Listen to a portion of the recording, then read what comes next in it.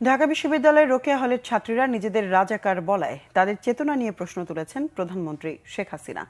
সরকারের মন্ত্রণালয় ও বিভাগগুলোর মধ্যে বার্ষিক কর্মসম্পাদন চুক্তি ও শুদ্ধাচার পুরস্কার প্রদান অনুষ্ঠানে দুর্নীতিকে প্রশ্রয় না দেওয়ার কঠোর মনোভাব ব্যক্ত করেন।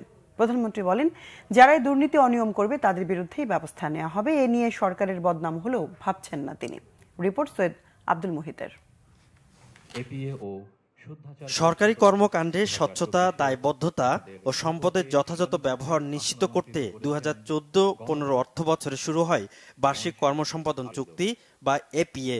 সোমবার তেজগাঁও কার্যালয়ে সংশ্লিষ্ট মন্ত্রণালয়ের সচিবরা একে একে প্রধানমন্ত্রীর কাছে এপিএ হস্তান্তর করেন। অনুষ্ঠানে 2022-23 অর্থ বছরে এপিএ বাস্তবায়নে শীর্ষে থাকা বিদ্যুৎ বিভাগ, জনপ্রশাসন, জ্বালানি ও খনিজ সম্পদ বিভাগ সহ 10টি বিভাগকে পুরস্কার ও সম্মাননা তুলে দেন। আর 2023-24 অর্থ বছরে শুদ্ধাচার পুরস্কার পেয়েছেন শ্রম ও কর্মসংস্থান মন্ত্রণালয়ের সচিব মাহবুব হোসেন।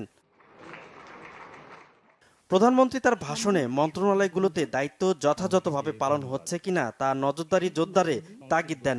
দেশের দ্রুত উন্নয়নে কাঠামোগত সংস্কার, ডিজিটালি উন্নয়ন, কর্মক্ষেত্রে গতিশীলতা, জবাবদিহিতা, দুর্নীতি দমনে সরকারের জিরো টলারেন্স নীতি বাস্তবায়নে বিশেষ গুরুত্বের কথা স্মরণ করিয়ে দেন।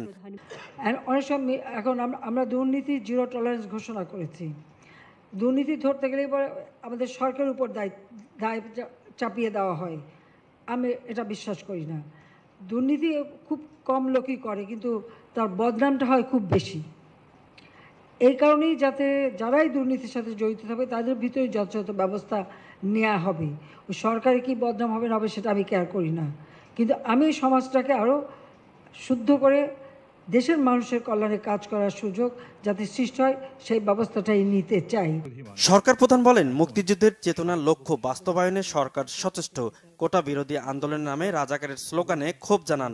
আমার খুব দুঃখ লাগে কালকে যখন শুনি রোকেয়া হলের ছাত্রীরাও বলে তারা রাজাকার। তারা কি জানে 71 সালে 25শে মার্চ কি ঘটেছিল? সেখানে 300 মেয়েকে হত্যা করেছিল, 40 জন মেয়েকে রেপ করেছিল এবং এদের ধরে নিয়ে পাকিস্তানি ক্যাম্পে নিয়ে গিয়েছিল। সেই ক্যাম্পে কি অবস্থায় ছিল? অনেক মেয়ে শাড়ি বা ওড়না দিয়ে ফাঁসি দিয়েছিল বলে তাদের কাপড় পরতে দেওয়া হতো না, ওই একটা পেটিকোট পরিয়ে বসিয়ে রাখতো। দিনের পর দিন তাদের উপরে পাশবিক অত্যাচার হতো। দুর্ভাগ্য যে এখন যখন শুনি সে মেয়েরাও স্লোগান দেয়, এটা কোন দেশে আমরা আছি? এরা কি চেতনায় বিশ্বাস করে? কি শিক্ষা তারা নিল? কি তারা শিখলো? সেটাই আমার এখন প্রশ্ন। মুক্তিযুদ্ধের বিজয় জাতি হিসেবে বিশ্বে মাথা উঁচু করে বাংলাদেশ চলবে বলেও জানান প্রধানমন্ত্রী শেখ হাসিনা। সৈয়দ আব্দুল মুহিত, বাংলা ভিশন, ঢাকা।